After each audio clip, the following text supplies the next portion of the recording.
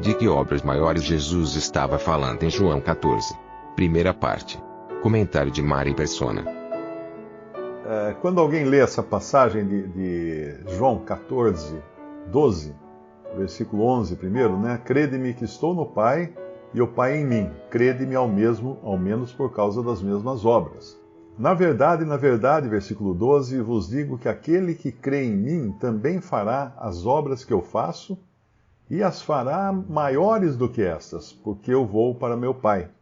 E tudo quanto pedirdes em meu nome eu farei, para que o Pai seja glorificado. Se pedirdes alguma coisa em meu nome, eu o farei. Para entender essa passagem, nós temos que entender qual era o lugar que o Senhor tinha aqui na terra. Ele veio em submissão ao Pai, para revelar o Pai. O Pai, na verdade, o Pai revela o Filho, né? Mas o Pai entregou o Filho, né? Não que ele revela o Filho, porque o Filho nós não iremos jamais entender o Filho.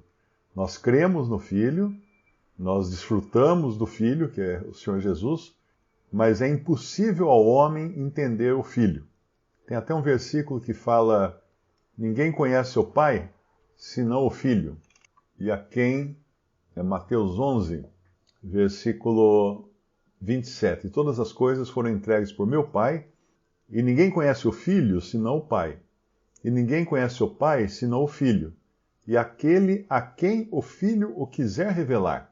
O interessante dessa passagem é que aqui não diz que ninguém conhece o Filho, mas sim aqueles a quem o Pai quiser revelar. Não, o Filho revela o Pai.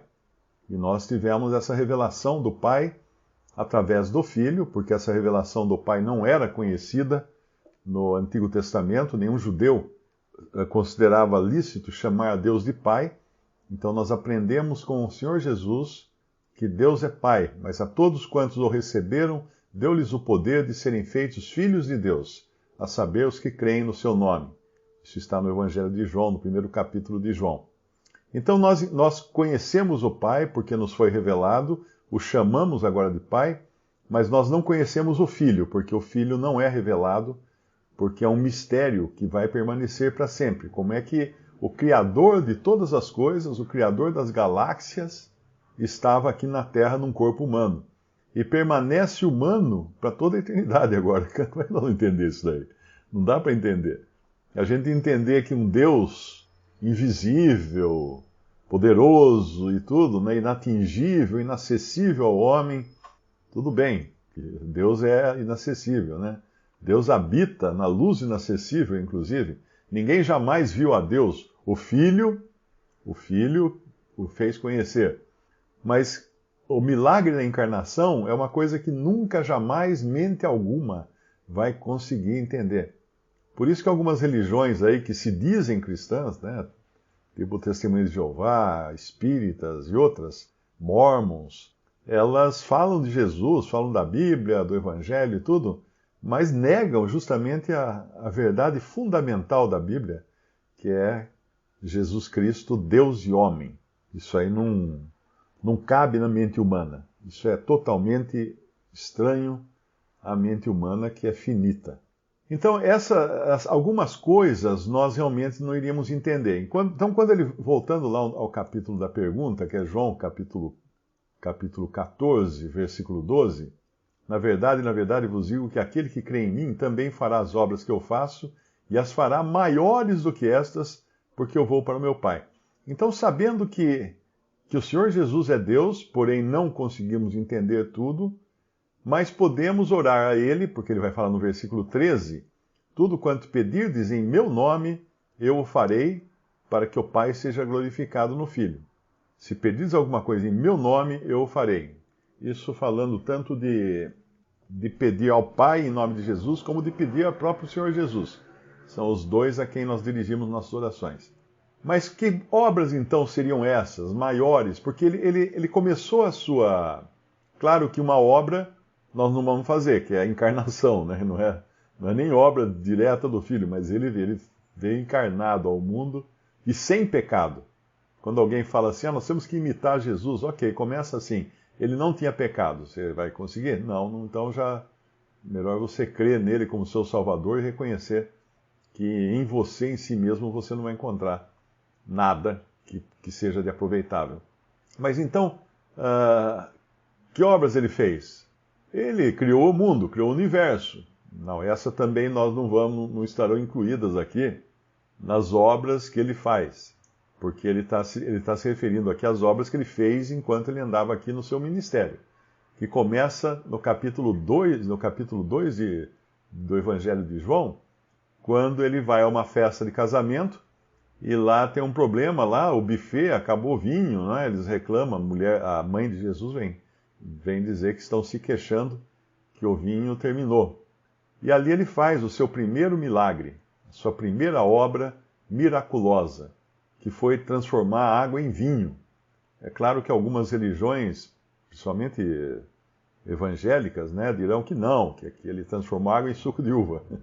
Mas aí precisa ser muito ingênuo e achar que no fim da festa o mestre-sala, que seria o maître, né, da festa ali, o principal garçom que está organizando a festa, viria elogiar o suco de uva e iria dizer pro dono da festa: todas as festas eles servem primeiro o bom suco de uva, e só no final, quando todos já tomaram bastante suco de uva, eles servem o pior, né, o de segunda qualidade.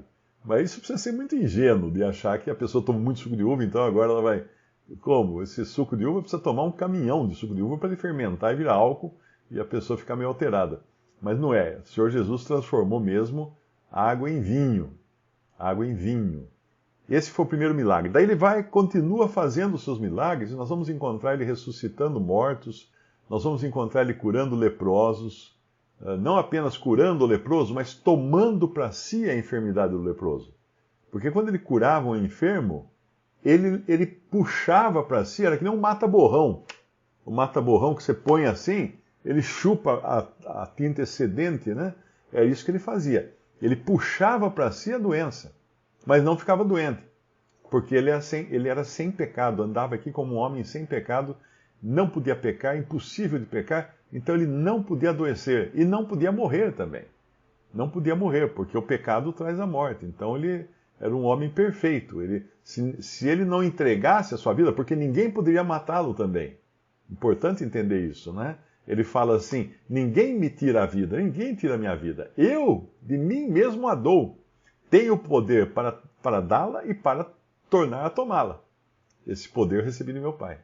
Então, seguindo aí nos tipos de obras que ele fazia, então ele curava enfermos, ele fazia secar lá uma árvore, né? Ele mandava o mar ficar quieto, parar de fazer onda, os ventos paravam, o mar parava, os elementos obedeciam a ele.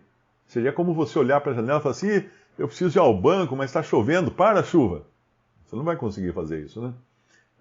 Então, todos esses milagres, esses sinais, ele fez enquanto ele andou aqui. Só mesmo Deus para fazer isso.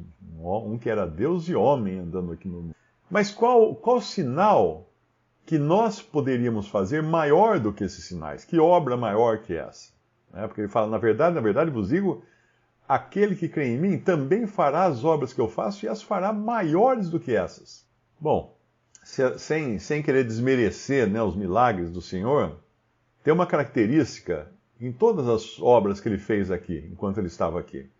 Por exemplo, o vinho do primeiro milagre acabou. Chegou um momento, o vinho acabou. Por mais que ele tivesse transformado seis grandes vasos de pedra, né, a água deles em vinho, chega uma hora, acaba o vinho. Não tem vinho aí guardado, só se aparecer algum filme novo aí, tipo Indiana Jones, que encontrou lá a sexta talha de pedra cheia de vinho. Mas não tem, essas coisas são ficção apenas. Não tem mais vinho aí, acabou o vinho. Aquelas pessoas que foram curadas ficaram doentes depois. Todos eles adoeceram e morreram, porque todo mundo morre doente, né? Ninguém morre saudável. A pessoa não morre saudável.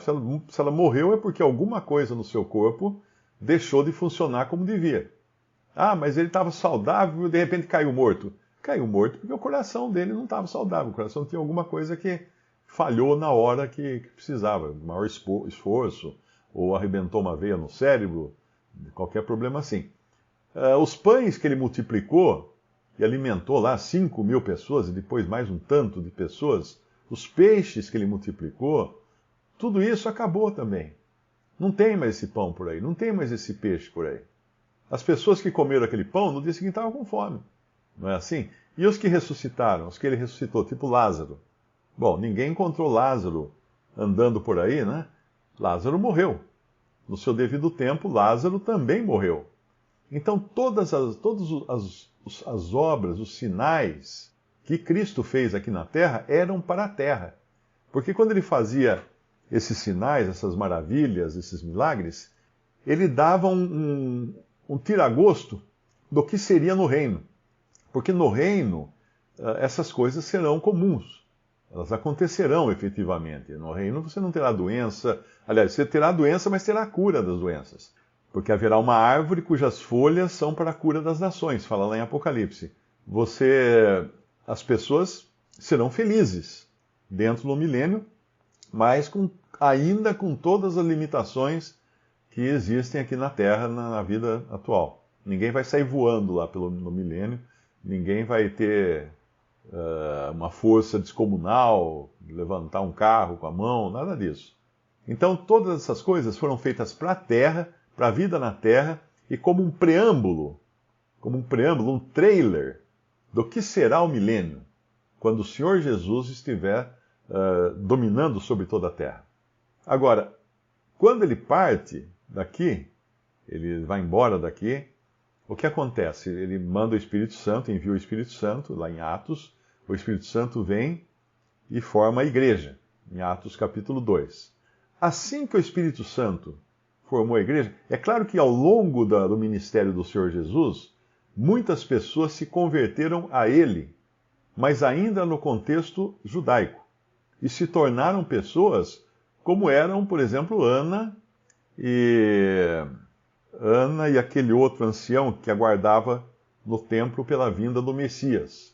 Havia muitos que o seguiam também, havia muitas pessoas que realmente reconheciam nele que ele podia ser o Messias.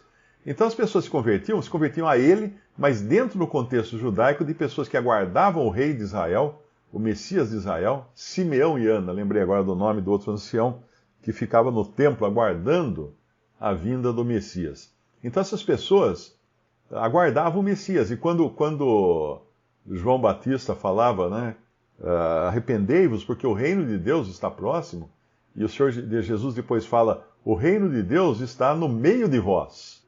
No meio de vós. Ele falou isso para os fariseus. Algumas versões bíblicas, depois você confere a sua versão, algumas versões estão erradas, porque elas dizem assim, o reino de Deus está dentro de vós. Ora, se tinha um pessoal dentro de quem nunca estaria o reino de Deus, seriam os fariseus, né? Porque eles rejeitavam abertamente o Senhor Jesus. Então não era o reino de Deus estar dentro de vós. O reino de Deus está no meio de vós. João falava, é vindo o reino de Deus, porque Jesus estava chegando. Depois ele começa o ministério e fala, o reino de Deus está entre vós. Por quê? Porque ali estava ele era o rei.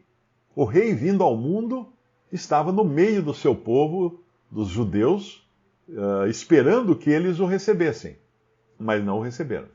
Não o receberam e o pregaram numa cruz. Então, havia pessoas convertidas ali. Porém, ainda não no mesmo caráter de quando nós abrimos em Atos 2 e vemos 3.000 pessoas se converterem com a pregação de Pedro. O Senhor alimentou 5.000. Mas essas 5.000, o Senhor fala depois, vocês me seguem, né, por causa do pão que vocês comeram.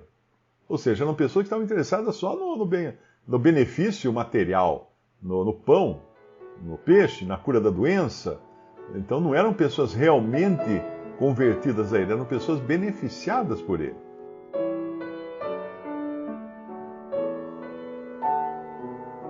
Visite Respondi.com.br. Visite também 3minutos.net.